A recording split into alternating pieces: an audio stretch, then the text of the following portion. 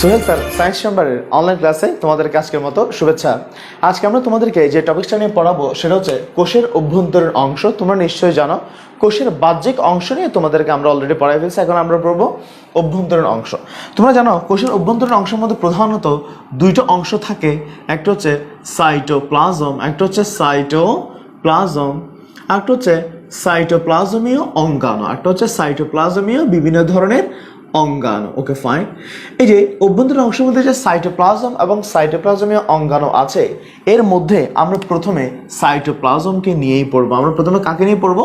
সাইটোপ্লাজমকে নিয়েই পড়বো। Okay fine. এই যে সাইটোপ্লাজম, এই ওয়ার্ডটাকে আমি যদি ইংলিশে লিখি, এটাকে লিখতে হবে এরকম সাইটোপ্লাজম। সাইটোপ্লাজমকে কোনো বিজ্ঞানী আবার কি বলেন? সাইটোসল বলা হয়। কি বলে? সাইটোসল। অথবা আবার কিছু কিছু বিজ্ঞানী আছে এদেরকে হায়ালোপ্লাজমও বলা হয়। কি বলা হয়?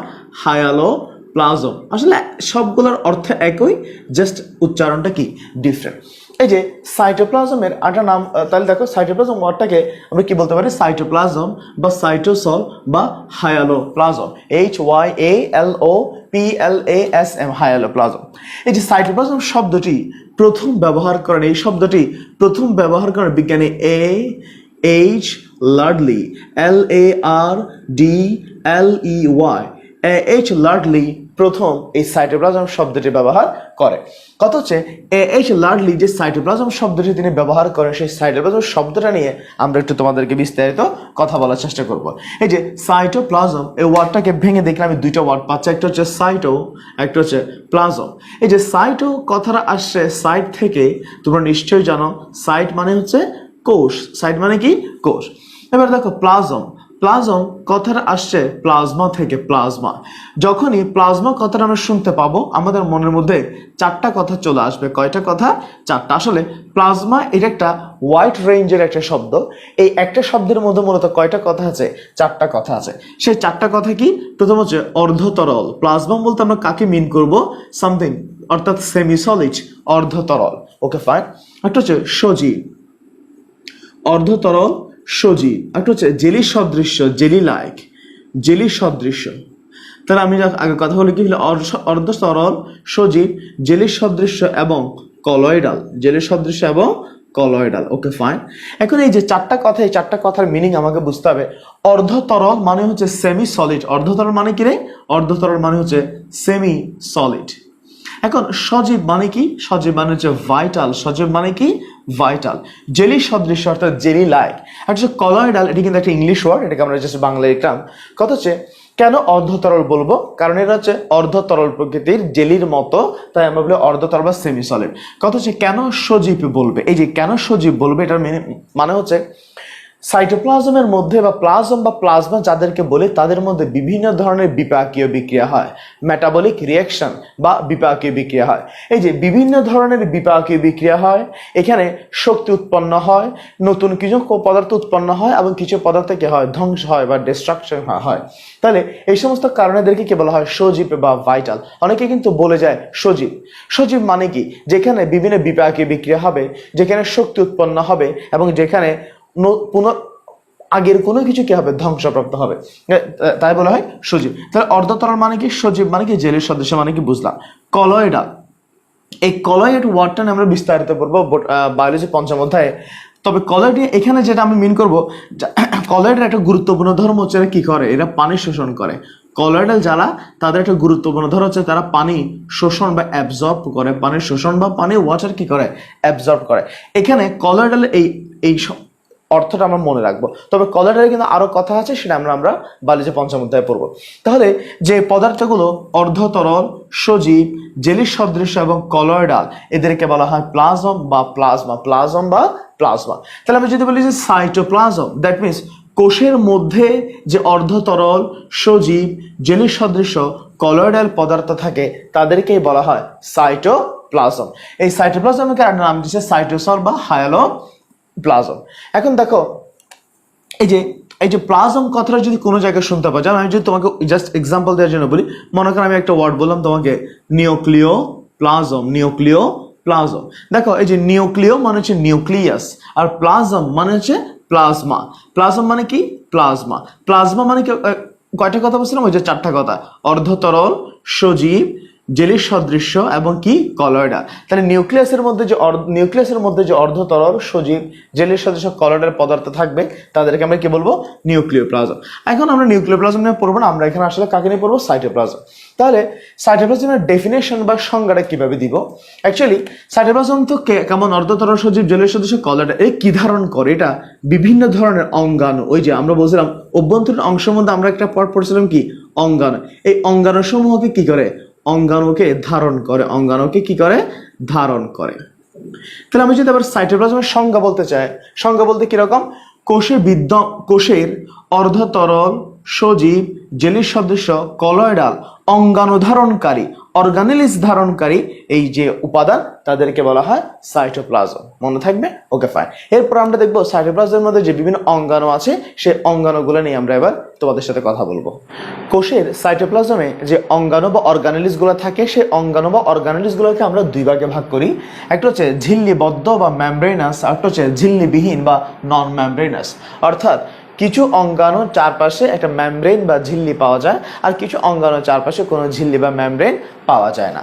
প্রথমে ঝিল্লিবিহীন কারা আছে? প্রথমে হচ্ছে microfilament, ribosome, centrosome, intermediate filament. এগুলো বাংলা এবং ইংলিশ দুইটাই সেম বলে আমি ইংলিশটা লিখলাম। একটা হচ্ছে microfilament, ribosome, centrosome, intermediate filament. Okay fine. এবার দেখো ঝিল্লিবদ্ধ বা মেমব্রেনাস কারা? তারা হচ্ছে mitochondria, microtubule, plastid, nucleus, endoplasmic reticulum বা এন্ডোপ্লাজমিক জালিকা, হচ্ছে Golgi body, lysosome, vacuole, vesicle, অবলিক কোষগহ্বর। আসলে একই, জাস্ট নামটা ডিফারেন্ট। তাহলে ঝিল্লিবদ্ধ কারা? Mitochondria, microtubule, plastid, nucleus, endoplasmic reticulum, Golgi body, lysosome, vacuole অথবা ভেসিকল অথবা কোষগহ্বর। এদের মধ্যে যে কোনো একটা আমি হয় ঝিল্লিবদ্ধটা মনে রাখবো, না হয় ঝিল্লিবিহীনটা মনে রাখবো। যে কোনো একটা মনে রাখলে আমি বাকিটা ইজিলি মনে রাখতে পারবো। মনে করো, জাস্ট মনে রাখার জন্য বললাম আমরা, এই যে ঝিল্লিবদ্ধ যারা আছে তাদেরকে মনে রাখার জন্য আমি একটা লাইন দিই তোমাদেরকে, একটা কবিতা, একটা লাইন দিচ্ছি, বাংলায় দিচ্ছি। এখানে একটা কথা বলে দিই, এগুলো ইংলিশ লিখলাম কেন, এগুলো আসলে বাংলার ইংলিশ সেম, আমি তাই ইংলিশ টার্মটা লিখলাম। জাস্ট এটার যে বাংলাটা কোষগহ্বর এটা আলাদা এখন আমরা লিখে দিলাম। তাহলে দেখো আমি এই যে এগুলো মনে রাখার জন্য একটা লাইন বলতে, সেটা হচ্ছে গনিমামা। আমি লিখলাম গনিমামা, কারো যদি মামার নাম গনি থাকে তাহলে ভালো। গনিমামা একলাই, আমি লিখলাম গনিমামা একলাই প্ল্যান করে, গনিমামা একলাই প্ল্যান করে। তাহলে দেখো গনিমামা একলাই প্ল্যান করে। Okay fine. আমি জাস্ট একটা আবার বলি, গনি মামা একলাই প্ল্যান করে, গনি মামা একলাই প্ল্যান করে। Okay fine. এটা দেয়া কি বুঝতে চাচ্ছি আমি, এই দেখো গ দিয়ে গোলজি বস্তু, গ দিয়ে গোলজি বস্তু, নি দিয়ে নিউক্লিয়াস, নি দিয়ে কি নিউক্লিয়াস। তাহলে গনি দিয়ে গোলজি বস্তু, আর নি দিয়ে কি নিউক্লিয়াস। মামা, এই যে মা দিয়ে মাইটোকন্ড্রিয়া, মা দিয়ে মাইটোকন্ড্রিয়া, আর মা দিয়ে মাইক্রোটিউবিউল। তাহলে দেখো গনি দিয়ে গোলজি বস্তু আর নিউক্লিয়াস গেছে, আর মামা দিয়ে মাইটোকন্ড্রিয়া আর মাইক্রোটিউবিউল গেছে, একলাই প্ল্যান করে। দেখো এ দিয়ে এন্ডোপ্লাজমিক রেটিকুলাম, ওকে ফাইন। ক দিয়ে কোষগহ্বর, ক দিয়ে কি কোষগহ্বর বা ভেসিকল বা ভ্যাকিউল তুমি যাই বলো। লাই দিয়ে লাইসোসোম, লাই দিয়ে কি লাইসোসোম। এই যে প্লে দিয়ে কি প্লাস্টিড, প্লে দিয়ে মনে রাখতে পারো প্লাস্টিড। তাহলে আমাদের সবগুলোই চলে আসছে। তাহলে দেখো আমরা বলছিলাম গনি মামা একলাই প্ল্যান করে। এখানে কয়টা আছে দেখো, 1 2 3 4 5 6 7 8। তাহলে দেখো গনি গোলজি বস্তু, নিউক্লিয়াস অর্থাৎ একটা দুইটা চলে গেছে, মাইটোকন্ড্রিয়া মাইক্রোটিউবিউল মোট কয়টা 4টা গেছে, এন্ডোপ্লাজমিক জালিকা, কোষগহ্বর, লাইসোসোম, তাহলে কয়টা 7টা। প্লে দিয়ে প্লাস্টিড মনে রাখবা। তাহলে এটা জাস্ট মনে রাখার জন্য তুমি তোমার মতো করে যে কোনো ভাবে মনে রাখতে পারো, কোনো সমস্যা নেই। এখন প্রত্যেকটা অঙ্গাণু নিয়ে আমরা একটু ডিটেলস তোমাদেরকে ডিসকাস করব তোমাদের সাথে। প্রথমে মাইটোকন্ড্রিয়া। যতগুলো অঙ্গাণু আছে তাদের মধ্যে সবচেয়ে গুরুত্বপূর্ণ যদি কোনো অঙ্গাণু থাকে তার মধ্যে এই সবচেয়ে গুরুত্বপূর্ণ অঙ্গাণুর মধ্যে একটি হচ্ছে মাইটোকন্ড্রিয়া। এই মাইটোকন্ড্রিয়া প্রথম আবিষ্কার করেন বিজ্ঞানী কলিকার 1850 সালে এবং এটার নামকরণ করেন বিজ্ঞানী ব্যান্ডা 1889 সালে। এই ব্যান্ডা যে নামকরণ করেন এটা নিয়ে তোমাদের বইতেও হয়তো কিছুটা মিস ইনফরমেশন দেওয়া আছে। অনেক কোনো জায়গায় ব্যান্ডাকে আবিষ্কারক হিসেবে চিহ্নিত করা হয়, অ্যাকচুয়ালি মাইটোকন্ড্রিয়ার আবিষ্কারক হচ্ছে বিজ্ঞানী কলিকার, এটার নামকরণ করছেন বিজ্ঞানী ব্যান্ডা। তবে তোমাদের বইতে যেরকম আছে তোমরা সেটাকেই কি করবে, ফলো করবে, ঠিক আছে। আর এই সালটা নিয়েও একটু কি আছে, মতভেদ আছে। কোনো বিজ্ঞানের মধ্যে হচ্ছে 1887, কেউ 1888 বা কেউ 1889 এভাবে বলেন। আবার তোমাদের বইতে যদি 1898 থাকে তাহলে এটা হচ্ছে আসলে ডিপেন্ড করে, এটা নিয়ে কিছুটা মতভেদ আছে এই সালটা নিয়ে, ঠিক আছে। এখন দেখো মাইটোকন্ড্রিয়ার স্ট্রাকচার বা মাইটোকন্ড্রিয়ার গঠন। এটা হচ্ছে একটা মাইটোকন্ড্রিয়ার চিত্র। এখন দেখো মাইটোকন্ড্রিয়ার চিত্রের মধ্যে দেখা যায় বা একটা মাইটোকন্ড্রিয়ার গঠন মধ্যে দেখা যায় পুরো মাইটোকন্ড্রিয়াতে 2 স্তর বিশিষ্ট। মাইটোকন্ড্রিয়া কয় স্তর বিশিষ্ট? 2 স্তর। আমরা আগেই বলেছিলাম যে মাইটোকন্ড্রিয়ার মধ্যে কি থাকে, ঝিল্লি বা মেমব্রেন থাকে। এই যে মাইটোকন্ড্রিয়ার যে ঝিল্লি, সেই ঝিল্লিটা 2 স্তর বিশিষ্ট। এই যে 2 স্তরের মধ্যে যেটা বাহিরের স্তর তাহলে এটা হচ্ছে বহিঃস্তর বা এক্সটার্নাল লেয়ার। তাহলে হচ্ছে বহিঃস্তর বা এটা হচ্ছে এক্সটার্নাল, আমি সংক্ষেপে লিখতেছি এক্সটার্নাল লেয়ার। Okay fine. তারপরে একেবারে ভিতরে মাঝখানে এই যে ভিতরে এরকম আঁকা বাঁকা ঢেউ কালানো এরকম করে একটা অংশ আছে, এটা হচ্ছে অন্তঃস্তর। তাহলে বাইরের হচ্ছে বহিঃস্তর, তারপর হচ্ছে অন্তঃস্তর। অন্তঃস্তরের ইংলিশ হচ্ছে ইন্টারনাল লেয়ার। Internal layer. তাহলে এটা হচ্ছে বহিঃস্তর বা এক্সটার্নাল লেয়ার, একটা হচ্ছে অন্তঃস্তর বা ইন্টারনাল লেয়ার। এই যে 2 স্তরের মাঝে এই যে একটা স্পেস আছে, 2 স্তরের মাঝে একটা কি আছে, 2 স্তরের মাঝে একটা স্পেস আছে। 2 স্তরের মাঝে যে স্পেসটা আছে এটাকে বলা হয় ইন্টারমেমব্রেন স্পেস। আমি এটাকে ইংলিশে লিখি ইন্টারমেমব্রেন স্পেস। ইন্টারমেমব্রেন স্পেস। ইন্টার মানে কি? ইন্টার মানে হচ্ছে ইন বিটুইন, মাঝামাঝি। তাহলে ইন্টার মানে 2 জনের মাঝে, মেমব্রেন 2টা মেমব্রেনের মাঝে, আর একটা স্পেস মানে কি? ফাঁকা জায়গা, ইন্টার মেমব্রেন স্পেস। এই যে যেটা ভিতরে যে স্পেসটা, ভিতরে যে লেয়ারটা, ভিতরের লেয়ারটা কেমন? এটা জিনিস দেখো, বাইরের লেয়ারটা স্মুথ মসৃণ, বাইরের লেয়ারটা কি স্মুথ এবং মসৃণ, কিন্তু ভিতরের লেয়ারটা এরকম আঁকা বাঁকা ঢেউ কালানো। এই যে ভিতরের লেয়ারটা যে আঁকা বাঁকা ঢেউ কালানো, এই ঢেউ কালানোর যে অংশটা এটাকে বলা হয় ক্রিস্টি। CRISTAE উচ্চারণ করব ক্রিস্টি, লেখার সময় লিখলাম TAE। তাহলে একটা হচ্ছে লেখার সময় আমরা লিখবো ক্রিস্টাই, বাট উচ্চারণ করব, প্রনাউন্সিয়েশন করবো কি ক্রিস্টি। এই যে এটা যেমন এই যে আঙ্গুলের মতো যে ভাঁজগুলা, এই ভাঁজগুলাকে বলা হয় ক্রিস্টি। ক্রিস্টির গায়ে ক্রিস্টির ভিতরের দিকে গায়ে কিছু দানাদার বৃত্তের মতো, গুটির মতো, বলের মতো, এটা পুরোটা জুড়েই থাকবে, এটা একেবারে পুরোটা জুড়েই থাকবে। আমি শুধু একটা পার্ট দেখাচ্ছি, আসলে এটা কি থাকবে, এটা হচ্ছে একেবারে সম্পূর্ণ অংশ জুড়েই থাকবে। এইরকম করে সম্পূর্ণ পুরোটা অংশ জুড়ে কি থাকবে, কতগুলো এরকম দানা কিছু বস্তু থাকবে। এই যে কিস্টির ভিতরের গায়ে দানাদার যে বৃন্তের মতো, গুটির মতো যে গোলাকার যে বস্তুগুলো পাওয়া যায়, এই বস্তুগুলোকে বলা হয় অক্সিজোম। এদেরকে বলা হয় অক্সিজোম। এই যে অক্সিজোম একটা ওয়ার্ড তুমি পাচ্ছ, অক্সিজোম ওয়ার্ডটাকে ভেঙে দেখলে তুমি আবার এখানে 2টা ওয়ার্ড পাবা, একটা হচ্ছে অক্সি, একটা হচ্ছে সোম। এই যে অক্সি মানে হচ্ছে অক্সিজেন, অক্সি মানে কি অক্সিজেন। আবার দেখো সোম, বায়োলজিতে কোনো শব্দের নামের পরে, কোনো শব্দের পরে, কোনো ওয়ার্ডের পরে যদি সাম বা সোম এই ওয়ার্ডটা শুনতে পাও, এটা হচ্ছে সোম মানে হচ্ছে ক্ষুদ্র বস্তু। সোম মানে কি ক্ষুদ্র বস্তু। তাহলে দেখো, অথবা স্মল বডিজ। এই যে অক্সিজোম তাহলে দ্যাট মিনস এটা কি একটা ক্ষুদ্র বস্তু যেটা কি ধারণ করে, অক্সিজেন ধারণ করে। অনেক সময় প্রশ্নে জ্ঞানমূলকে প্রশ্নের মধ্যে অক্সিজোম কি, ডেফিনেশন অফ অক্সিজোম জিজ্ঞেস করে। তাহলে অক্সিজোম কি হবে, এটা তুমি বলো মাইটোকন্ড্রিয়া এটা কোন স্তরে, মাইটোকন্ড্রিয়ার ভিতরের স্তরে। এটা দেখতে কেমন, গোলাকার, এবং এটা কি ধারণ করে, অক্সিজেন ধারণ করে। তাহলে মাইটোকন্ড্রিয়ার অন্তঃস্তরে বিদ্যমান অক্সিজেন ধারণকারী গোলাকার ক্ষুদ্র বস্তুকে কি বলা হবে, অক্সিজোম বলা হবে। যদি অক্সিজোম কাকে বলা আসে তুমি কি লিখবা, মাইটোকন্ড্রিয়ার অন্তঃস্তরে বিদ্যমান গোলাকার অক্সিজেন ধারণকারী ক্ষুদ্র বস্তুকে অক্সিজোম বলে। এই যে অক্সিজোম তো আছে, অক্সিজেন কিন্তু সবগুলো থেকে আছে, আমি শুধু এই 2টাতে চিহ্নিত করলাম।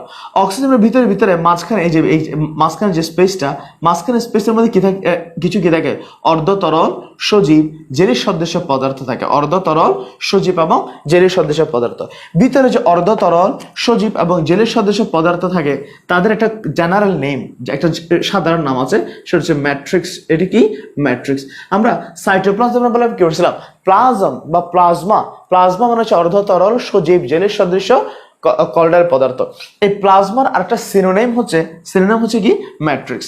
ম্যাট্রিক্সের বাংলা হচ্ছে ম্যাট্রিক্স বা ধাত্র, এটা আরেকটা বাংলা আছে, এটা হচ্ছে মাতৃকা। তাহলে ম্যাট্রিক্স বা মাতৃকা বা ধাত্র।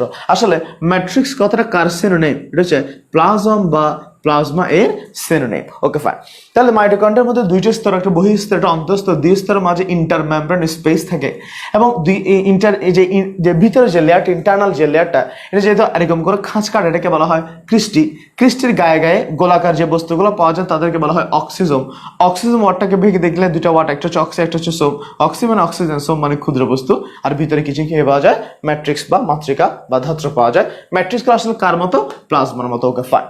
এখন এই যে মাইটোকন্ড্রিয়া, জীবের দেহে যত কাজ আছে সব কাজে মাইটোকন্ড্রিয়া কি আছে? একটা ভূমিকা আছে। এর মধ্যে সবচেয়ে যে গুরুত্বপূর্ণ ভূমিকা সেটা আমরা তোমাদেরকে দেখাবো। যে কোনো জীবেরই বেঁচে থাকার জন্য কি প্রয়োজন? যে কোনো জীবেরই বেঁচে থাকার জন্য শক্তি বা এনার্জি প্রয়োজন। এই যে কোনো জীবের বেঁচে থাকার জন্য যে শক্তি বা এনার্জি প্রয়োজন, এই শক্তি উৎপাদনের যে প্রক্রিয়া, সেই প্রক্রিয়ার নাম কি? সেই প্রক্রিয়ার নাম হচ্ছে শ্বসন বা রেসপিরেশন। তাহলে যে কোনো জীবের জন্য শক্তি বা এনার্জি লাগে, সে এনার্জি যে প্রডিউস করবো, উৎপন্ন করবো, সেই প্রক্রিয়ার নাম কি? শ্বসন বা রেসপিরেশন। আমরা জানি শ্বসনের মধ্যে ধাপ কয়টা? শ্বসনের ধাপ হচ্ছে 4টা। একটা হচ্ছে গ্লাইকোলাইসিস, তারপর হচ্ছে গ্লাইকোলাইসিস, তারপর হচ্ছে এসিটাইল কো এ সৃষ্টি। গ্লাইকোলাইসিস, তারপর কি? এসিটাইল কো এ সৃষ্টি, এসিটাইল কো এ সৃষ্টি। তারপর আছে কি?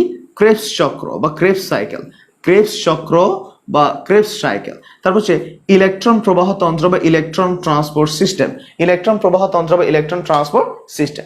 তাহলে দেখো, জীবের বেঁচে থাকার জন্য শক্তির প্রয়োজন, এই শক্তির চাহিদা পূরণ করার জন্য শক্তি উৎপাদনের যে প্রক্রিয়া, তাকে বলা হয় শ্বসন। আমরা জানি শ্বসনের ধাপ কয়টা? 4টা। গ্লাইকোলাইসিস, এসিটাইল কো এ সৃষ্টি, ক্রেবস চক্র, ইলেকট্রন প্রবাহ তন্ত্র। আমি যদি কথাটাকে এভাবে বলি, এবার জীবের শক্তি উৎপাদনের প্রধান প্রক্রিয়া শ্বসনের গুরুত্বপূর্ণ ধাপ ক্রেবস চক্র এবং ইলেকট্রন প্রবাহ তন্ত্র। ক্রেবস চক্র এবং ইলেকট্রন প্রবাহ তন্ত্র, ক্রেবস চক্র এবং ইলেকট্রন প্রবাহ তন্ত্র মাইটোকন্ড্রিয়াতে ঘটে বলেই এই মাইটোকন্ড্রিয়াকে কোষের পাওয়ার হাউস, এটাকে কি বলা হয়? কোষের পাওয়ার হাউস বা শক্তিঘর বলা হয়, পাওয়ার হাউস বা শক্তিঘর বলা হয়।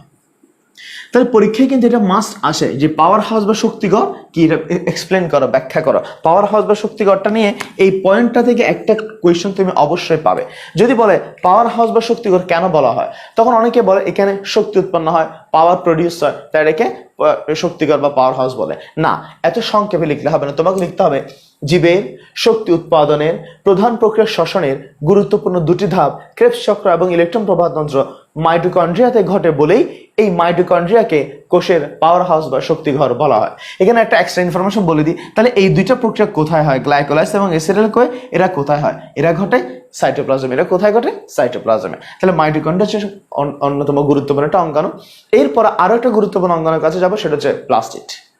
প্লাস্টিড দেখো, আবিষ্কার এবং নামকরণ একজনের, সে হচ্ছে শিম্পার। 1883 সালে প্লাস্টিড আবিষ্কার এবং কি করেন? নামকরণ করেন। অ্যাজ ইউজুয়াল আমরা যেহেতু বলছি ঝিল্লিবদ্ধ বা মেমব্রেনাস অঙ্গাণু, প্লাস্টিড হচ্ছে তার উদাহরণ। তাহলে এখানে কি আছে? ঝিল্লি আছে, এবং ঝিল্লিগুলো কয় স্তর? 2 স্তর বিশিষ্ট। তাহলে এটা হচ্ছে তার বহিঃস্তর, এটা হচ্ছে তার বহিঃস্তর, আর এরপরে এটা হচ্ছে তার অন্তঃস্তর। একটা বহিঃস্তর, একটা কি? অন্তঃস্তর। Okay fine.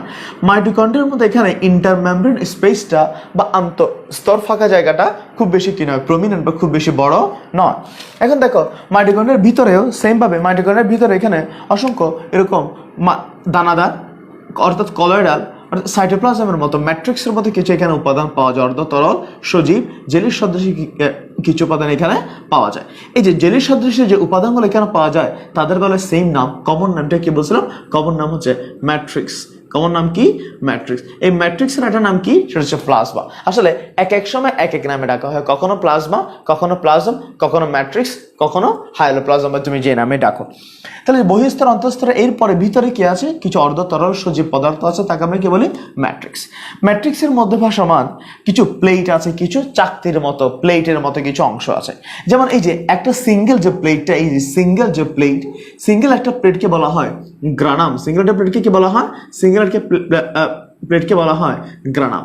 যেমন এটা একটা গ্রানাম, এটা একটা গ্রানাম, এটা একটা গ্রানাম, এটা একটা গ্রানাম। একাধিক গ্রানাম মিলে যে একটা সেট, একাধিক গ্রানাম মিলে একটা কি গ্রানামের একটা সেট। এই যে এক সেট গ্রানামকে একসাথে বলা হয় গ্রানা, এক সেট গ্রানামকে একসাথে বলা হয় গ্রানা। এই যে গ্রানাম এটা হচ্ছে সিঙ্গুলার, গ্রানাম এটা কি, এটা হচ্ছে সিঙ্গুলার নাম্বার, আর গ্রানা এটা হচ্ছে প্লুরাল। আসলে জিনিস একই, একটা হচ্ছে সিঙ্গুলার করে বললাম, একটা হচ্ছে প্লুরাল করে বললাম। দেখো একটা জিনিস খেয়াল করো, এটা একটা গ্রানা, এটা আরেকটা গ্রানা, এটা আরেকটা গ্রানা। একাধিক গ্রানাকে যুক্ত করার জন্য আর কিছু নল বা আর কিছু কে পাওয়া যায়, নলের মতো অংশ, টিউবের মতো কিছু অংশ পাওয়া যাচ্ছে। তাহলে একটা গ্রানাকে একটা গ্রানার সাথে যুক্ত করে যে নল, যে মাঝখানে যে নলের মতো যে অংশটা, এটাকে বলা হয় স্ট্রোমা ল্যামেলি, এটাকে বলা হয় স্ট্রোমা। এগুলো বাংলার ইংলিশ সেম, আমি তাই ইংলিশে লিখতেছি stroma lamellae, LAMELLAE, stroma lamellae. তাহলে এই স্ট্রোমা ল্যামেলি, এটার আরেকটা নাম হচ্ছে গ্রানা ল্যামেলি। যেহেতু এটা গ্রানাকে যুক্ত করে তাই এটার আরেকটা নাম হচ্ছে গ্রানা ল্যামেলি, স্ট্রোমা ল্যামেলি বা গ্রানা ল্যামেলি। এখন দেখো তাহলে হচ্ছে প্লাস্টিডের একটা চিত্র। এখন এখানে গ্রানা আছে এবং এগুলিকে স্ট্রোমা ল্যামেলি। এই যে এই সমস্ত যে গ্রানাগুলো তুমি দেখতে পাচ্ছ, স্ট্রোমা ল্যামেলি তুমি যেটা দেখতে পাচ্ছ, একটা স্ট্রোমা ল্যামেলিকে মনে করো আমি জাস্ট এই স্ট্রোমা ল্যামেলিকে আমি একটু কাট সেকশন করে দেখবো, অথবা একটা গ্রানামকে আমি যদি কেটে দেখি, একটা গ্রানামকে আমি কি করে দেখলাম, একটা গ্রানামকে আমি একটু ভিতরে এরকম করে কেটে ভিতরে কি আছে দেখতে যাচ্ছি। একটা গ্রানামকে আমি যদি কেটে দেখি, দেখবো এখানে কিছু আরো কিছু ছোট ছোট কিছু প্লেটের মতো কিছু অংশ পাওয়া যায়। একটা গ্রানামকে বা একটা স্ট্রোমা ল্যামেলিকে আমি যদি কেটে দেখি, চাকতির মতো কিছু প্লেটের মতো কিছু অংশ পাওয়া যায়। এই যে চাকতির মতো যে অংশগুলো পাওয়া যায় এদেরকে বলা হয় থাইলাকয়েড, এদেরকে বলা হয় থাইলাকয়েড মেমব্রেন। আমি আবারও বলি, এদেরকে কি বলা হয়, থাইলাকয়েড মেমব্রেন। এটা খুব খেয়াল করবা তোমরা। তাহলে একটা গ্রানাকে বা একটা গ্রানামকে অথবা একটা স্ট্রোমা ল্যামেলিকে যেখানে যাকে বলো না কেন, তুমি যদি কেটে দেখো, দেখার পরে দেখবে এখানে কিছু ছোট ছোট বোতামের মতো প্লেটের মতো করে ছোট ছোট কিছু অংশ আছে। এই অংশগুলোকে বলা হয় থাইলাকয়েড মেমব্রেন। কি বলা হয়, থাইলাকয়েড মেমব্রেন। তাহলে এখন প্লাস্টিড কোথায় আছে? এটা উদ্ভিদ কোষে আছে, প্রাণী কোষে নেই। আমরা জানি প্রাণী কোষে প্লাস্টিড থাকে না। প্রাণী কোষে কি থাকে না, প্লাস্টিড থাকে না। Okay fine. উদ্ভিদ কোষে কিন্তু প্লাস্টিড থাকে, কিন্তু কিছু কিছু আছে তাদের মধ্যে, এর উদ্ভিদের মধ্যে পড়লেও এদের মধ্যে প্লাস্টিড নেই। তাহলে আমি আবার বলি কথাটা, প্রাণী কোষে প্লাস্টিড নেই, উদ্ভিদ কোষে প্লাস্টিড আছে, কিন্তু সকল উদ্ভিদের মধ্যে আবার প্লাস্টিড নেই। কিছু কিছু ব্যতিক্রম, যেমন ছত্রাক, নীলাভ সবুজ শৈবাল, ছত্রাক, নীলাভ সবুজ শৈবাল, এই সমস্ত উপাদানের মধ্যে কি নেই, এই সমস্ত উপাদানের মধ্যে প্লাস্টিড নেই। তাহলে আর কিছু আছে যেমন ব্যাকটেরিয়া। হ্যাঁ, আমি তোমাকে বলি যেমন ব্যাকটেরিয়া, ছত্রাক, নীলাভ সবুজ শৈবাল, এই সমস্ত উপাদানের মধ্যে প্লাস্টিড নেই। তাহলে কার কার মধ্যে প্লাস্টিড নেই মনে রাখবা। এবার দেখো প্লাস্টিডের প্রকারভেদ অর্থাৎ ক্লাসিফিকেশন। একটা প্লাস্টিড কয় ধরনের হতে পারে? তাহলে দেখো প্লাস্টিডের ক্লাসিফিকেশন প্রকারভেদ হচ্ছে, আমরা জানি প্লাস্টিড কয় ধরনের, 3 ধরনের। একটা হচ্ছে ক্লোরোপ্লাস্ট, CHLORO, ক্লোরোপ্লাস্ট। তারপর আরেকটা হচ্ছে ক্রোমোপ্লাস্ট, একটা ক্লোরোপ্লাস্ট, একটা হচ্ছে ক্রোমোপ্লাস্ট, একটা হচ্ছে লিওকোপ্লাস্ট, ক্লোরোপ্লাস্ট, ক্রোমোপ্লাস্ট, একটা হচ্ছে লিওকোপ্লাস্ট। তাহলে প্লাস্টের আবার কয় ধরনের? 3 ধরনের, ক্লোরোপ্লাস্ট, ক্রোমোপ্লাস্ট, লিওকোপ্লাস্ট। এবার এদেরকে নিয়ে আমরা একটু তোমাদেরকে বিস্তারিত আলোচনা করব। প্রথমে আসো ক্লোরোপ্লাস্ট। এই যে ক্লোরোপ্লাস্ট, এই ওয়ার্ডটা কোত্থেকে আসে? ক্লোরোপ্লাস্ট ওয়ার্ডটা কিন্তু আসছে ক্লোরো থেকে। ক্লোরোপ্লাস্ট কথাটা কোত্থেকে আসছে? ক্লোরো থেকে আসছে। কথা হচ্ছে ক্লোরো কথাটা কোত্থেকে আসছে? ক্লোরো কথাটা আসছে ক্লোরোফিল থেকে, ক্লোরোফিল থেকে। এই ক্লোরোফিল মানে কি? ক্লোরোফিল মানে হচ্ছে সবুজ বর্ণকণিকা, গ্রিন রঞ্জক পদার্থ, তাহলে সবুজ বর্ণকণিকা। তাহলে দেখো আমরা বলছি তোমাকে বলছি ক্লোরোপ্লাস্ট। এই ক্লোরোপ্লাস্ট কথাটা আসছে ক্লোরো থেকে, আমি এটা চিহ্নিত করে দিচ্ছি। ক্লোরোপ্লাস্ট কথাটা আসছে ক্লোরো থেকে, ক্লোরো কথাটা আসছে ক্লোরোফিল থেকে, ক্লোরোফিল মানে হচ্ছে সবুজ বর্ণকণিকা। দ্যাট মিনস আমি যদি কথাটাকে এবার বলি, যেসব প্লাস্টিডে সবুজ বর্ণের ক্লোরোফিল থাকে তাদেরকেই ক্লোরোপ্লাস্ট বলে। তাদেরকে কি বলে? ক্লোরোপ্লাস্ট বলে। তাহলে যেসব প্লাস্টিডে সবুজ বর্ণের ক্লোরোফিল থাকে তাদেরকে কি বলা হয়? ক্লোরোপ্লাস্ট বলে। আমরা একটা কথা আগে থেকে জানি, ক্লোরোপ্লাস্টের কাজ কি? ক্লোরোপ্লাস্টের কাজ হচ্ছে সে কি তৈরি করে?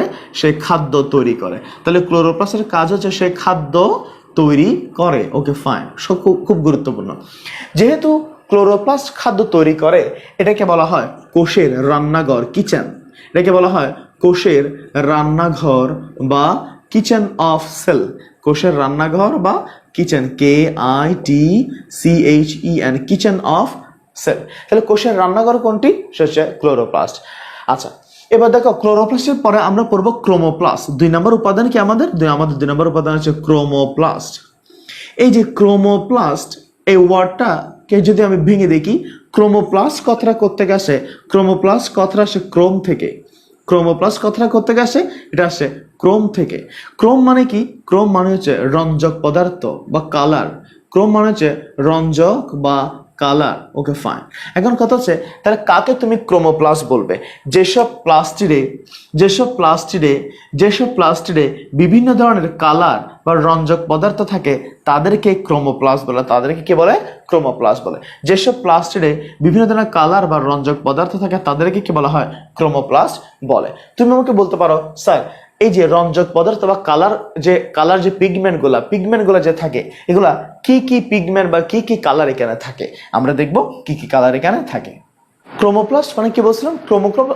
ক্রোমোপ্লাস্ট কথাটা আসছে ক্রোম থেকে। ক্রোম মানে রঞ্জক বা কালার বা পিগমেন্ট। কি রঞ্জক পদার্থ এই ক্রোমোপ্লাস্টের মধ্যে থাকে? আমি লিখলাম carotene, xanthophyll, phycocyanin, phycoerythrin, phycobilin. Carotene, xanthophyll, phycocyanin, phycoerythrin, phycobilin. দেখো ক্যারোটিন এটা কোন বর্ণ? ক্যারোটিন এটা হচ্ছে অরেঞ্জ কালার বা কমলা বর্ণ। ক্যারোটিন হচ্ছে কমলা বা অরেঞ্জ কালার। জ্যান্থোফিল এটা হচ্ছে হলুদ বা ইয়েলো।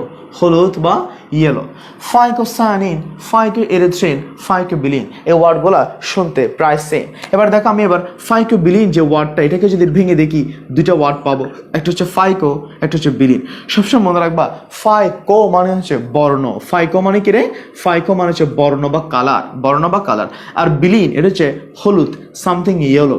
জ্যান্থোফিলও হলুদ, বিলিনও কি হলুদ। Okay fine. তাহলে হলুদ বর্ণ যদি ধারণ করে তাকে আমরা কি বলি? ফাইকোবিলিন। আবার কিছু হলুদ বর্ণকে আমরা কি বলি? জ্যান্থোফিল। এগুলো নিয়ে আরো বিস্তারিত পড়া তোমরা HSC তে উঠলে পড়বা। এবার দেখো এই ওয়ার্ডটা দেখো ফাইকোএরিথ্রিন। সেম ভাবে ফাইকোএরিথ্রিন ওয়ার্ডটাকে ভেঙে দেখে 2টা ওয়ার্ড পাচ্ছে, একটা হচ্ছে ফাইকো, একটা হচ্ছে এরিথ্রিন। ফাইকোএরিথ্রিন। দেখো ফাইকো মানে কি বলছিলাম? ফাইকো মানে হচ্ছে বর্ণ। ফাইকো মানে কি? বর্ণ। আবার দেখো ইরিথ্রিন কথাটা আসে ইরাইত্র থেকে। ইরাইত্র বা এরিথ্রো তুমি যাই বলো। ইরিথ্রিন কথাটা আসে ইরাইত্র বা এরিথ্রো থেকে। ইরাইত্র মানে হচ্ছে লাল বা রেড। তাহলে ফাইকোএরিথ্রিন কোন বর্ণ? লাল বর্ণ। একটা হচ্ছে ফাইকোসায়ানিন। সেম ভাবে ভাঙলে এটাকে 2টা ওয়ার্ড পাই, একটা হচ্ছে ফাইকো, একটা হচ্ছে সায়ানিন। এই যে ফাইকো মানে কি? ফাইকো মানে হচ্ছে বর্ণ। আর সায়ানো মানে হচ্ছে ব্লু বা নীল বর্ণ। তাহলে দেখো আমি জাস্ট লিখলাম ক্যারোটিন কোন বর্ণ? কমলা বা অরেঞ্জ বর্ণ। জ্যান্থোফিল হলুদ। ফাইকোসায়ানিন, সায়ানো মানে হচ্ছে নীল। সবসময় মনে রাখবা সায়ানো মানে হচ্ছে নীল, ইরাইথ্রো মানে হচ্ছে রেড বা লাল। এটা আজীবন মনে রাখবা। তাহলে ফাইকোসায়ানিন মানে নীল বর্ণ, ফাইকোএরিথ্রিন মানে লাল বর্ণ, ফাইকোবিলিন মানে কি বর্ণ? হলুদ বর্ণ। কথা হচ্ছে যে ক্রোমোপ্লাস্টের মধ্যে বিভিন্ন ধরনের রঞ্জক পদার্থ ধারণ করে, বিভিন্ন পিগমেন্ট থাকে। এই পিগমেন্টের মাধ্যমে এই রঞ্জক পদার্থের মধ্যে সে কি করে? সে আসলে কি করে? কীটপতঙ্গকে, বিভিন্ন কীটপতঙ্গকে পরাগায়নের জন্য সে কি করে? আকর্ষণ করে। পলিনেশনের জন্য সে অ্যাট্রাক্ট করে। তাহলে এটা কি করে? It's attract the insect for the pollination. So এই সমস্ত এখানে বিভিন্ন রঞ্জক পদার্থ থাকার কারণে, যেমন আমরা যদি কোনো বিয়ের সাথীতে যাই, কোনো অকেশনে যাই, কোনো পার্টিতে যাই, আমরা কি করি? নিজেদেরকে আমরা সাজাই। এই যে আমরা বিভিন্ন ধরনের কালার ইউজ করে, আমাদের যে মেয়েরা বিভিন্ন ধরনের মেকআপ ইউজ করে। এই যে তুমি যে নিজেকে সাজাচ্ছ কেন? আরেকজনকে অ্যাট্রাক্ট করার জন্য। আমরা যে যখন কোনো পার্টিতে যাই আমরা কিন্তু সেজে গুজে যাই, কেন যাচ্ছি? আরেকজনকে অ্যাট্রাক্ট করার জন্য। ঠিক একইভাবে উদ্ভিদ বা প্লান্টও তার মধ্যে সে কিছু কালার রাখে যাতে ইনসেক্ট বা পতঙ্গ তার দিকে কি হয়? আকৃষ্ট হয়। কেন আকৃষ্ট হবে? পরাগায়ন বা পলিনেশনের জন্য। তাহলে ক্রোমোপ্লাস্টের কাজ কি? কীট পতঙ্গকে পরাগায়নের জন্য কি করা? আকর্ষণ করা। Okay fine. এর পরবর্তী আমাদের অংশ হচ্ছে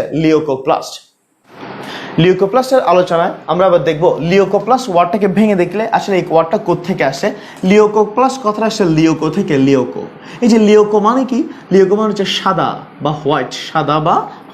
তাহলে আমি বললাম লিউকোপ্লাস্ট, প্লাস্ট মানে তো প্লাস্টিড, প্লাস্ট মানে কি? প্লাস্টিড।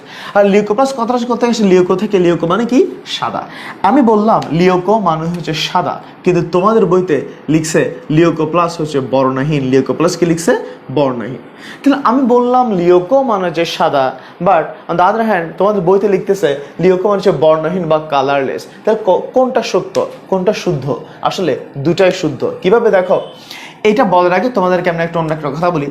আমাদের যে সূর্যের আলো, যে আমরা জানি সূর্যালোক বা সূর্যের আলো, সূর্যালোককে যদি তুমি প্রিজমের মধ্য দিয়ে পাস করাও, সূর্যালোককে যদি কোনো প্রিজমের মধ্য দিয়ে পাস করাও, তাহলে সূর্যের সাদা আলো কয়টা রঙে বিভক্ত হয়? সূর্যের সাদা আলো 7টা রঙে কি হয়? বিভক্ত হয়। আমরা জানি বে, নি, আ, স, হ, ক, একটা কি আছে? লা। অর্থাৎ আমরা জানি সূর্যের আলোকে প্রিজমের মধ্য দিয়ে যদি পাস করানো হয় 7টা রঙে কি করা হয়? ভাগ করা হয়। বেগুনি, নীল, আসমানি, সবুজ, হলুদ, কমলা, লাল। ইংলিশে আমরা বলি ভিবগায়র। ইংলিশে আমরা কি বলি? ভিবগায়র। কিরকম? ভায়োলেট, ইন্ডিগো, ব্লু, তারপরে কি গ্রিন, ইয়েলো, আরটা কি অরেঞ্জ, আরটা কি রেড। তাহলে বেগুনি, বেনি, আসহ কলা। দ্যাট মিনস আমরা যদি কথাটাকে এভাবে উল্টা করে বলি, এই যে এখানে যে 7টি রং, এই 7টি রঙকে যদি একসাথে করা হয় কোন বর্ণ সৃষ্টি হয়? এটা হচ্ছে সূর্যের আলো। কি বর্ণ? সূর্যের সাদা আলো। তাহলে সূর্যের আলো কোন বর্ণ? সাদা বর্ণ। সূর্যালোক কেমন রে? এটা হচ্ছে সাদা। তাহলে সূর্যের সাদা আলোকে যদি প্রিজমের মধ্যে পাস করা, তাহলে 7টি রং পাওয়া যায়। আমি যদি উল্টা করে বলি, 7টি রঙকে একসাথে যুক্ত করলে কোন বর্ণ হয়? সাদা আলো হয়। দ্যাট মিনস এই যে লিওকোপ্লাস্ট বলে এই কথাটা কেন আসবে? যারা লিওকোপ্লাস্ট মনে করে এটি লিওকোপ্লাস্ট, এই লিওকোপ্লাস্টের মধ্যে আসলে 7 ধরনের আলো পাওয়া যায়।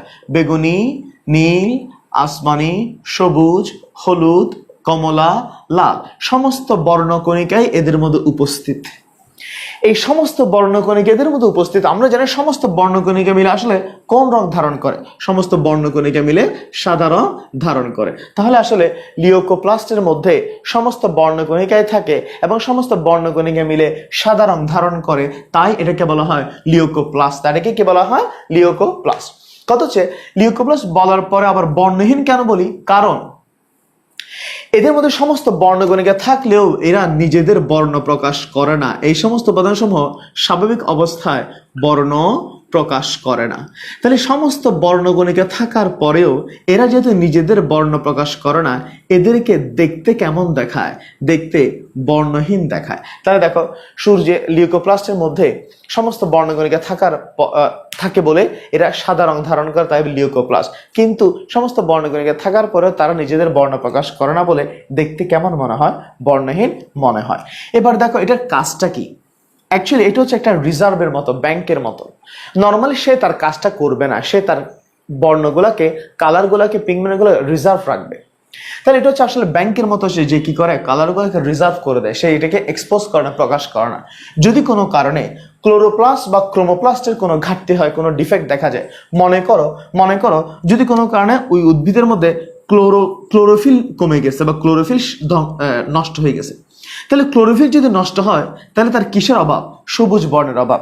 তখন কিন্তু সে এখান থেকে কাকে পাঠাবে? এখান থেকে সে তখন সবুজ বর্ণকে পাঠাবে।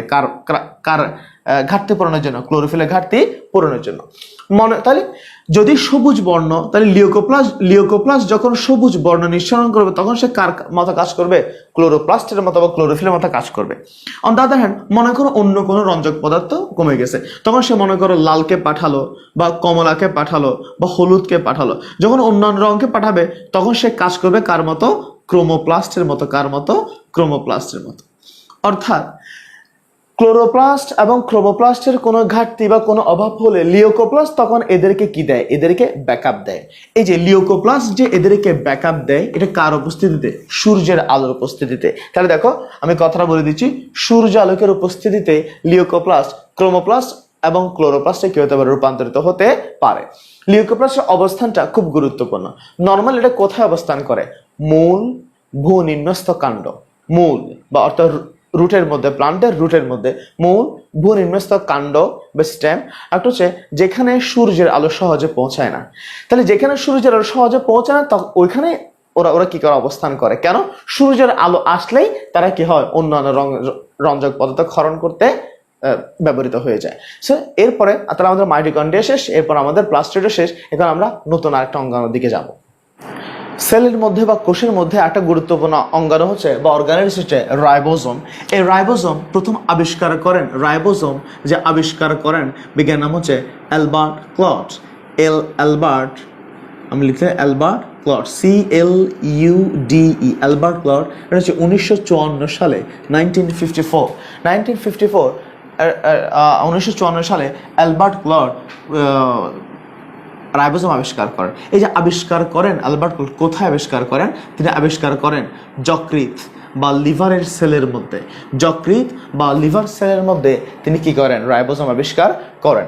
এই যে রাইবোজোম যখন যকৃতের কোষের মধ্যে আবিষ্কার করেন, আসলে তখন তিনি রাইবোজোম ওয়ার্ডটা ইউজ করেনি। তিনি দেখেন যকৃতের মধ্যে বা লিভার সেলের মধ্যে কিছু দানা দানা দানা দানা ছোট ছোট কিছু বস্তু পাচ্ছে। এই যে দানা দানা যে ছোট ছোট বস্তু, এদেরকে তিনি নাম দিয়েছিলেন প্রথমে মাইক্রোসোম। এদেরকে প্রথমে তিনি কি নাম দিয়েছিলেন?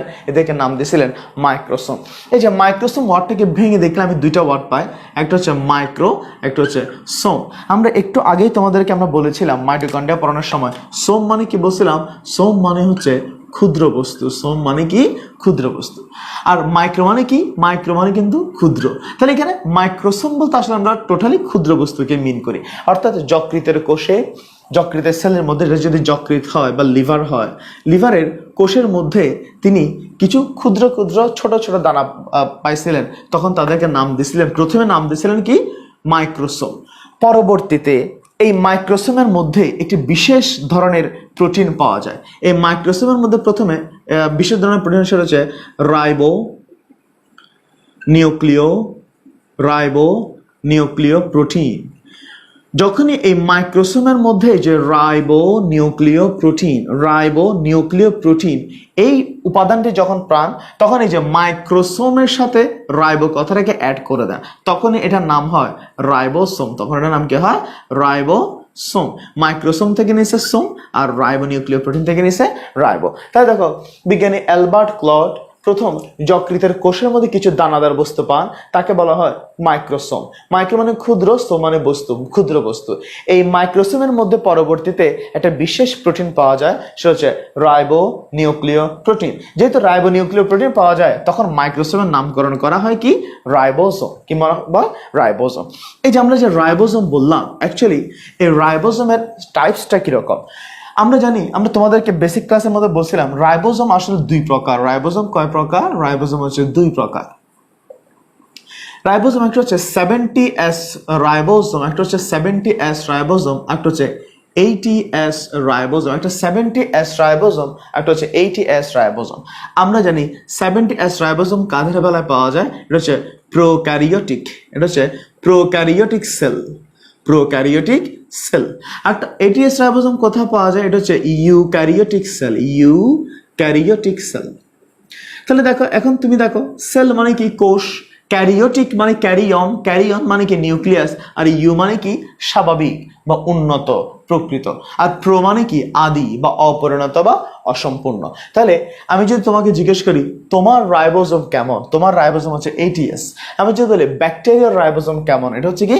70S। এই যে এস কথাটা আমরা কিন্তু এগুলো উল্লেখ করছি। এই যে এস, যে এই কথাটা কোত্থেকে আসে? এস কথাটা হচ্ছে, এটার পুরো এলাবোরেশন হচ্ছে ভেদবার্গ। এসটা আসছে ভেদবার্গ থেকে। ভেদবার্গ উনি একজন বিজ্ঞানী, ভেদবার্গ উনি একজন কি? বিজ্ঞানী। এই বিজ্ঞানী, এই যে এস হচ্ছে একটা আসলে কি একক হিসাবে আমরা ইউজ করি। ভেদবার্গের সম্মান দেখিয়ে এস কথাটা, এটা আমরা বিস্তারিত আমাদের জুম ক্লাসে আমরা আলোচনা করি, এবং এটা আসলে এইচএসসির পরে, এটা এসএসসিতে তোমাদের অত বেশি ডিটেলসে নেই, তোমরা শুধু আপাতত এতটুকুই জেনে রাখো। এখন এই যে রাইবোসোমের কাজ কি দেখো, এটা হচ্ছে প্রকারভেদ দেখলাম। রাইবোসোমের কাজ কি? রাইবোসোমের কাজ হচ্ছে সবচেয়ে গুরুত্বপূর্ণ যে কাজটা সে করে, সেটা হচ্ছে প্রোটিন তৈরি করে। দেহের মধ্যে যত প্রোটিন লাগে, সে প্রোটিন কি করে? প্রোটিন তৈরি করে। এই যে রাইবোসোম যেহেতু দেহের মধ্যে প্রোটিন তৈরি করে, তাই এটাকে বলা হয় প্রোটিন ফ্যাক্টরি। এটাকে বলা হয় প্রোটিন ফ্যাক্টরি। তাহলে আমি এর আগে একটা বলছিলাম কোষের রান্নাঘর কাকে বলা হয়? ক্লোরোপ্লাস্টকে। আর এখন বললাম কোষের প্রোটিন ফ্যাক্টরি কাকে বলা হয়? সেটা হচ্ছে রাইবোসোমকে। ঠিক আছে? তোমাদের সিলেবাসে বিস্তারিত না থাকলেও কিছু জিনিস খুব ইম্পর্টেন্ট যেটা তোমাদের জানা উচিত, সেটা হচ্ছে সাইটোস্কেলেটন। সাইটোস্কেলেটন ওয়ার্ডটাকে ভেঙে দেখলে আমরা প্রধানত দুইটা ওয়ার্ড পাই, একটা হচ্ছে সাইটো, একটা হচ্ছে স্কেলেটন। সাইটো মানে কি? কোষ, আর স্কেলেটন মানে হচ্ছে কঙ্কাল। সাইটোস্কেলেটন মানে হচ্ছে তাহলে কোষ কঙ্কাল। আমাদের বডিতে একটা কঙ্কাল বা একটা স্কেলেটন আছে। এটার কাজ কি? এটার কাজ হচ্ছে আমাদের বডিটাকে ধরে রাখা বা আমাদের বডিটাকে একটা স্ট্রেংথ দেওয়া, একটা একটা মজবুত রাখা এবং এটাকে ব্যালেন্স করা। একইভাবে আমাদের যে আমাদের বিল্ডিংয়ের চারপাশে যে লোহার রড আছে, সেই লোহার রড কি, সেই লোহার রড হচ্ছে আমাদের বিল্ডিংয়ের যে ওয়েটটা, সেই ওয়েটটাকে ধারণ করা, এটাকে ধরে রাখা এবং এটাকে কি দেওয়া, একটা ব্যালেন্স করা। একইভাবে আমাদের যে কোষ বা সেল, সেই কোষ বা সেলের মধ্যে কোষকে দৃঢ় রাখার জন্য, ব্যালেন্স করার জন্য, ধরে রাখার জন্য কিছু উপাদান কাজ করে, তাদেরকে আমরা বলি সাইটোস্কেলেটন। এই সাইটোস্কেলেটন বলতে কি কি আছে, একটা হচ্ছে মাইক্রোটিউবিউল, মাইক্রোফিলামেন্ট, একটা হচ্ছে ইন্টারমিডিয়েট ফিলামেন্ট। তাহলে microtubule, microfilament, intermediate filament. Microtubule এই ওয়ার্ডটাকে ভেঙে দেখলাম আমি দুইটা ওয়ার্ড পাই, একটা হচ্ছে মাইক্রো, একটা হচ্ছে কি, একটা হচ্ছে টিউবিউল। দেখো মাইক্রো মানে কি, ক্ষুদ্র, সেটা আমরা আগেও তোমাদেরকে বলেছি। টিউবিউল কথার আসছে টিউব থেকে, টিউবিউল কথাটা করতে গেছে টিউব থেকে, টিউব মানে হচ্ছে নালী, তাহলে মাইক্রো টিউবিউল মানে হচ্ছে ক্ষুদ্র নালী। এবার দেখো মাইক্রো ফিলামেন্ট, আমরা বলছিলাম মাইক্রো মানে কি, মাইক্রো মানে হচ্ছে ক্ষুদ্র, আর ফিলামেন্ট, ফিলামেন্ট কথার অর্থ হচ্ছে তন্তু বা সুতা, তন্তু বা সুতা। ফিলামেন্ট মানে কি, তন্তু বা সুতা। আর হচ্ছে ইন্টারমিডিয়েট ফিলামেন্ট, ফিলামেন্ট মানে তো তন্তু, ইন্টারমিডিয়েট মানে কি, দুইজনের মাঝে। কোন দুইজন, এই যে মাইক্রোটিউবিউল এবং মাইক্রোফিলামেন্টের মাঝে কিছু তন্তু থাকে, তাদেরকে বলা হয় ইন্টারমিডিয়েট ফিলামেন্ট। এদেরকে নিয়ে আমরা একটু কিছু ইনফরমেশন তোমাদেরকে দিচ্ছি। এদের সম্পর্কে গুরুত্বপূর্ণ কিছু ইনফরমেশন হচ্ছে, যেমন মাইক্রোটিউবিউলের ব্যাস, এবং এদের আমি সবারটা বলি, মাইক্রোটিউবিউল, মাইক্রোফিলামেন্ট এবং ইন্টারমিডিয়েট ফিলামেন্ট একসাথে বলি। এদের ব্যাস হচ্ছে 10 থেকে 20 মিলিমাইক্রন, মাইক্রোফিলামেন্ট হচ্ছে 30 থেকে 60 আংস্ট্রম, এটা হচ্ছে আংস্ট্রম, এটা কিন্তু দৈর্ঘ্যের একটা একক, ক্ষুদ্রতম একক। আবার হচ্ছে ইন্টারমিডিয়েট ফিলামেন্ট হচ্ছে 10 ন্যানোমিটার, 10 ন্যানোমিটার, এককগুলো খেয়াল করবা প্রথমত। তারপর হচ্ছে আবিষ্কারক, মাইক্রোটিউবিউল আবিষ্কার করেন বিজ্ঞানী রবার্ট ও ফ্রান্সি, মাইক্রোফিলামেন্ট আবিষ্কার করেন বিজ্ঞানী প্যালেভিচ, আর ইন্টারমিডিয়েট ফিলামেন্ট যেটা, এটার আসল আবিষ্কারককে আসলে এটা জানা যায়নি। আসলে এটা হচ্ছে এই দুজন যখন আবিষ্কৃত হয় তখনই কিন্তু এটা কি হয়ে যায়, আবিষ্কৃত হয়ে যায়। মাইক্রোটিউবিউলের কাজ কি, সেটা হচ্ছে ফ্লাজেলা, সিলিয়া, এই যে আমাদের বডির যে ফ্লাজেলা এবং সিলিয়া যেগুলো আছে, এগুলো আমরা আরো পড়বো তোমাদের সামনে লেকচারগুলোতে। ফ্লাজেলা এবং সিলিয়ার যে মুভমেন্ট, যে বিচলন, সেই মুভমেন্ট বা বিচলনে কি করে সাহায্য করে। মাইক্রোফিলামেন্ট ফ্যাগোসাইটোসিস করে, হ্যাঁ, আবার এটাও কোষ বিভাজন করে, এটাও কি করে, কোষ বিভাজন করে। তাহলে হচ্ছে ফ্লাজেলা এবং সিলিয়ার বিচলন বা মুভমেন্ট, কোষ বিভাজন, আর হচ্ছে কোষের দৃঢ়তা, এটা হচ্ছে ফ্যাগোসাইটোসিস, কোষের বিভাজন এবং কোষের দৃঢ়তা। ইন্টারমিডিয়েট ফিলামেন্ট, আমরা তোমাদেরকে আগে বলছিলাম ফিলামেন্ট মানে তন্তু, ইন্টারমিডিয়েট অর্থাৎ দুইজনের মাঝে, অর্থাৎ মাইক্রোটিউবিউল এবং মাইক্রোফিলামেন্টের মাঝে আর কিছু তন্তু পাওয়া যায়, তাদেরকে বলা হয় ইন্টারমিডিয়েট ফিলামেন্ট। ইন্টারমিডিয়েট ফিলামেন্টের কাজ কি, তাও কি, অন্যান্য কোষ কঙ্কালকে যুক্ত করা এবং কোষের কি করা, দৃঢ়তা মেনটেন করা। তাহলে তিনজনের একটা কমন কাজ হচ্ছে কোষের কি করা, দৃঢ়তা রক্ষা করা। এখন এদের চিত্রটা একটু তোমাদেরকে আমি দেখাচ্ছি। দেখো এটা হচ্ছে মাইক্রোটিউবিউল, মাইক্রো মানে কি বলছিলাম, ক্ষুদ্র, টিউবিউল মানে হচ্ছে নলির মতো। তাহলে যেগুলো ছোট ছোট কিছু নালীর মতো, এরকম হচ্ছে মাইক্রোটিউবিউল, আর হচ্ছে মাইক্রোফিলামেন্ট, এটা তন্তুর মতো, সুতার মতো। সুতা কি হয়, একটু বেঁকে বেঁকে থাকে। এদের মাঝখানে মাইক্রোফিলামেন্ট এবং মাইক্রোটিউবিউলের মাঝখানে আর কিছু ছোট ছোট কিছু অংশ থাকে, এদেরকে যুক্ত করে, আবার এদেরকে যুক্ত করে। এই যে এদেরকে যারা যুক্ত করে, এদের মাঝখানে যারা থাকে তাদেরকে বলা হয় ইন্টারমিডিয়েট ফিলামেন্ট, এদেরকে বলা হয় ইন্টারমিডিয়েট ফিলামেন্ট। আমরা জানি বলছিলাম ইন্টারমিডিয়েট মানে কি, ইন্টারমিডিয়েট মানে হচ্ছে ইন বিটুইন। তাহলে একটা হচ্ছে মাইক্রোটিউবিউল, মাইক্রোফিলামেন্ট, এদের সংযোগকারী যে অংশগুলো তাদেরকে বলা হয় ইন্টারমিডিয়েট ফিলামেন্ট। এবার একটা ইন্টারেস্টিং অঙ্গাণু বা অর্গানাইজের নাম জানবো, সেটা হচ্ছে লাইসোসোম, যেটা আবিষ্কার কে করে, দা দুবে। এটা যেহেতু নামটা একটু ডিফারেন্ট, আমি তাই নামটা ইংলিশে লিখলাম দা দুবে, DUVE। কত সালে, 1955 সালে। লাইসোসোম কোথায় থাকে, লাইসোসোম সমস্ত প্রাণী কোষে থাকে, সমস্ত অ্যানিমাল সেলে থাকে এবং উদ্ভিদ কোষেও থাকে। যদিও উদ্ভিদ কোষে গেলে আমরা একটা কথা তোমাদেরকে বলে দিই, উদ্ভিদ কোষে, তাহলে উদ্ভিদ কোষে যখন লাইসোসোম থাকে তখন এই উদ্ভিদ কোষে এটার নাম হয়ে যায় স্ফেরোসোম, স্ফেরোসোম। এটা আসলে তোমাদের জানার তেমন প্রয়োজন নেই, তারপরও বলে দিলাম। তাহলে প্রাণী কোষের যেটাকে আমরা লাইসোসোম বলি, উদ্ভিদ কোষে তাকে আরও একটি নামে ডাকা হয়, লাইসোসোম বলা হয়, আরও একটা নাম হয়, সেটা হচ্ছে স্ফেরোসোম। এইচএসসিতে উঠলে তোমরা আরও কিছু নাম তোমরা দেখতে পাবা। তাহলে সমস্ত উদ্ভিদ কোষ এবং সমস্ত প্রাণী কোষে লাইসোসোম থাকে, except RBC, red blood cell বা লোহিত রক্তকণিকাতে লাইসোসোম থাকে না। RBC বা রেড ব্লাড সেল বা লোহিত রক্তকণিকাতে লাইসোসোম থাকে না। ওকে ফাইন, তাহলে এই ইনফরমেশন মাথায় রাখবা, RBC তে লাইসোসোম থাকে না। একটা লাইসোসোম বা একটা তোমার লাইসোসোমের স্ট্রাকচারটা কেমন হবে দেখি। তাহলে এটা হচ্ছে একটা লাইসোসোম। তাহলে আমরা যখন তোমাদেরকে পড়াইছিলাম তখন বলছিলাম কি লাইসোসোম কি, এটা হচ্ছে ঝিল্লিবদ্ধ অঙ্গাণু, অর্থাৎ এখানে কি মেমব্রেন আছে। Okay fine. এই যে ঝিল্লি যেখানে মেমব্রেন যেটা আছে সেই মেমব্রেনটা এটা হচ্ছে দ্বিস্তর বিশিষ্ট মেমব্রেনটা, কয় স্তর? দ্বিস্তর বিশিষ্ট মেমব্রেন। তাহলে আমরা তোমাদেরকে আগে বলছিলাম লাইসোসোমটা এটা হচ্ছে কি ঝিল্লিবিহীন নাকি ঝিল্লিবদ্ধ? এটা হচ্ছে ঝিল্লিবদ্ধ। এই যে লাইসোসোমের মধ্যে যে দ্বিস্তরী আবরণটা আছে এটা হচ্ছে আমি লিখে দিচ্ছি দ্বিস্তরী। এটা কয় স্তরী? দ্বিস্তরী, অর্থাৎ ডাবল লেয়ার। এবং এটা হচ্ছে লিপোপ্রোটিন নির্মিত। কি নির্মিত? লিপোপ্রোটিন নির্মিত। এই যে দ্বিস্তরী লিপোপ্রোটিন নির্মিত যে লেয়ারটা আছে এটাকে বলা হয় লাইসোসোমাল মেমব্রেন। এটাকে বলা হয় লাইসোসোমাল মেমব্রেন। লাইসোসোমাল মেমব্রেন। এখন এই যে লাইসোসোমাল মেমব্রেন, এই মেমব্রেনের মাঝখানে কিছু ছিদ্র আছে, কিছু কি আছে? ছিদ্র আছে। এই যে ছিদ্রগুলো আছে এই ছিদ্রগুলোকে বলা হয় লাইসোসোমাল পোর। PORE, পোর। তাহলে এই যে ছিদ্রগুলোকে বলা হয় লাইসোসোমাল পোর।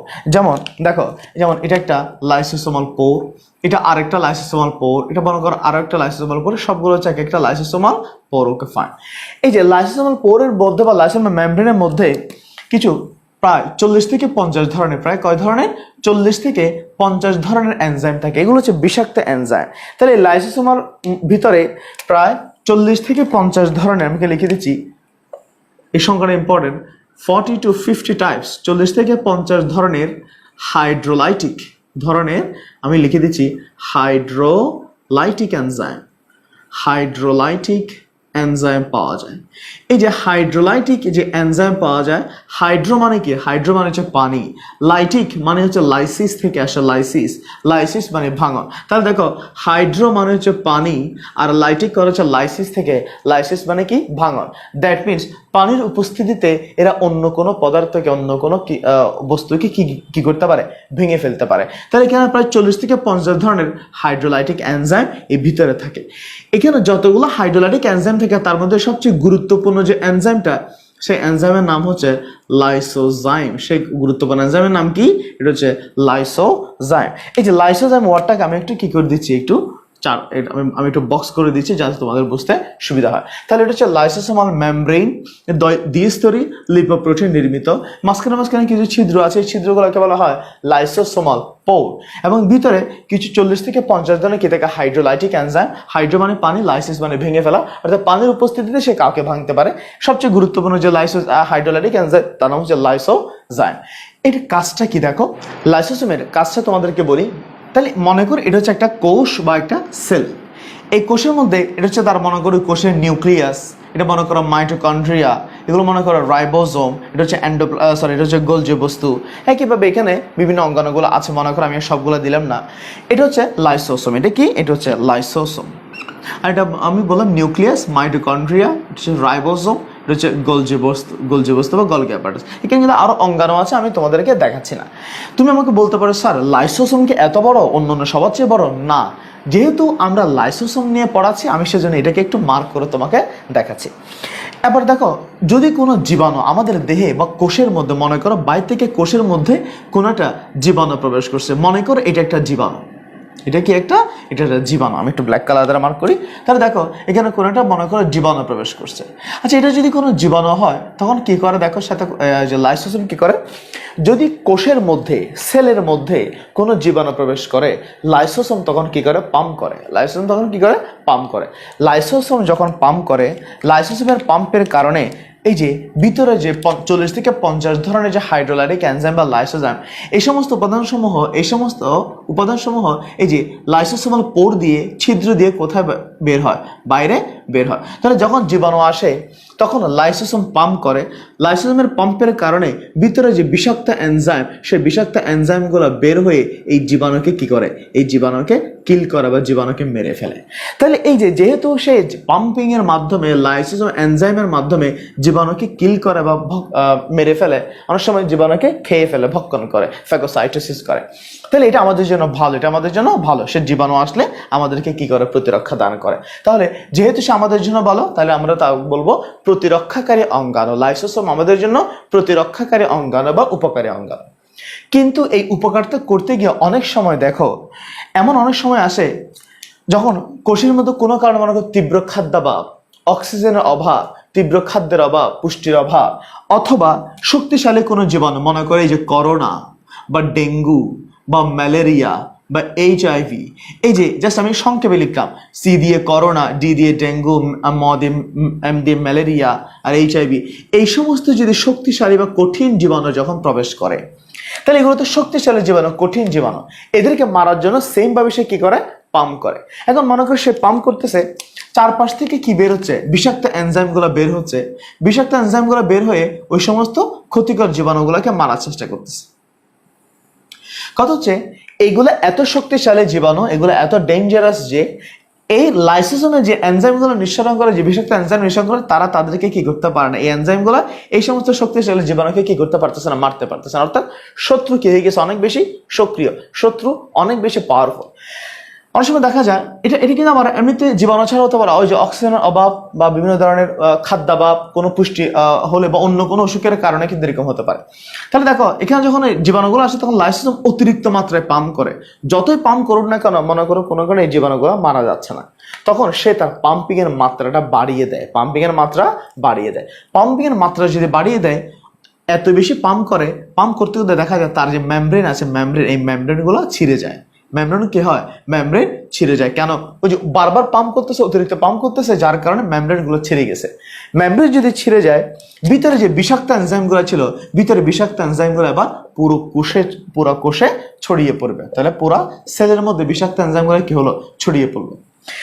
এখন এই জীবাণু তো মরলো না, উল্টা সে কি করলো, এই সমস্ত এনজাইম নিঃসরণের মাধ্যমে, এই সমস্ত এনজাইমের কারণে এই যে নিউক্লিয়াস এরকম নষ্ট হবে, মরে যাবে। মাইটোকন্ড্রিয়াটা কি হবে, মনে করো মাইটোকন্ড্রিয়া গুলা মরে যাচ্ছে, রাইবোজোম নষ্ট হয়ে যাচ্ছে, গোলজি বস্তু নষ্ট হচ্ছে। দ্যাট মিনস এই সমস্ত এনজাইমের কারণে তার যে স্বাভাবিক যে ভাই ব্রাদার যে অঙ্গাণুগুলো ছিল, সেই অঙ্গাণুগুলো মরে গেছে। তাহলে সে নিজেও মরে গেছে, ওই অঙ্গাণুগুলো মরে গেছে, আলটিমেটলি পুরা কোষটাই কি হয়ে গেছে, পুরা কোষটাই মরে গেছে। তাহলে অক্সিজেনের অভাবে, কোনো পুষ্টির অভাবে, বড় কোনো অসুখে, অথবা শক্তিশালী কোনো জীবাণুর উপস্থিতিতে লাইসোসোমের যে প্রাচীর, লাইসোসোমের প্রাচীর কি হতে পারে, লাইসোসোমের প্রাচীর নষ্ট হতে পারে। লাইসোসোমের প্রাচীর যদি নষ্ট হয়, তখন কি হতে পারে, তখন বিষাক্ত এনজাইম, আমি লিখে দিচ্ছি, বিষাক্ত এনজাইম কোষে ছড়িয়ে পড়ে, বিষাক্ত এনজাইম ছড়িয়ে পড়ে। বিষাক্ত এনজাইম যখন কোষের মধ্যে ছড়িয়ে পড়ে, তখন কোষের যে অঙ্গাণুগুলো, অন্য অঙ্গাণুগুলো মারা যায়। অন্য অঙ্গাণু যখন নষ্ট হয় বা মারা যায়, আলটিমেটলি পুরা কোষটাই কি হয়, পুরা কোষটাই নষ্ট হয়। সে কিন্তু করতে গিয়েছিল আমার জন্য ভালো, কিন্তু সে করে ফেলছে আমার জন্য ক্ষতি। এটাকে বলা হয়, এই যে এই ঘটনাকে, এটাকে বলা হয় অটোফ্যাগি। এই জন্য এটাকে বলা হয় অটোফ্যাগি অঙ্গাণু, অটোফ্যাগি অঙ্গাণু। তুমি আমাকে প্রশ্ন করতে পারো, স্যার অটোফ্যাগি মানে কি? এই যে অটোফ্যাগি ওয়ার্ডটাকে ভেঙে দেখলে আমরা দুইটা ওয়ার্ড পাবো, একটা হচ্ছে অটো, একটা হচ্ছে ফ্যাগি। অটো মানে হচ্ছে সেলফ বা নিজে নিজে, সেলফ বা নিজে নিজে। ফ্যাগি, ফ্যাগি মানে হচ্ছে ফ্যাগো, ফ্যাগো মানে হচ্ছে ভক্ষণ করা বা খেয়ে ফেলা, ভক্ষণ করা বা খেয়ে ফেলা, বা টু ইট, খেয়ে ফেলা। অর্থাৎ সে কাকে খেলো, সে তার নিজের ভাই ব্রাদার, নিজের অঙ্গাণুগুলোকে খেলো। তাহলে লাইসোসোমের এই অবস্থা হলে তাই তাকে কি বলা হতে পারে, অটোফ্যাগি অঙ্গাণু, বা এটাকে অনেক সময় আত্মহত্যাকারী অঙ্গাণু, আত্মঘাতী অঙ্গাণু বা সুইসাইডাল স্কোয়াড বলা হয়। তাহলে লাইসোসোমের কিন্তু প্রথমে আমরা বলি এটাকে প্রতিরক্ষাকারী অঙ্গাণু, কিন্তু এই প্রতিরক্ষাকারী অঙ্গাণু আবার কোনো কোনো ক্ষেত্রে আমার জন্য কি হতে পারে, আত্মহত্যাকারী বা আত্মভক্ষণকারী বা আত্মঘাতী থলিকা বা সুইসাইডাল স্কোয়াড বলা হয়। এখান থেকে কিন্তু একটা প্রশ্ন পরীক্ষায় আসে। সো আমরা আজকে অনেকগুলো অঙ্গাণুর মধ্যে আমরা আজকে কিছু অঙ্গাণু সম্পর্কে তোমাদের সাথে আলোচনা করছি। এর পরবর্তী ক্লাস আমরা এর পরবর্তী অঙ্গাণুগুলো নিয়ে আলোচনা করব। ততদিন পর্যন্ত ভালো থাকবা। ধন্যবাদ সবাইকে।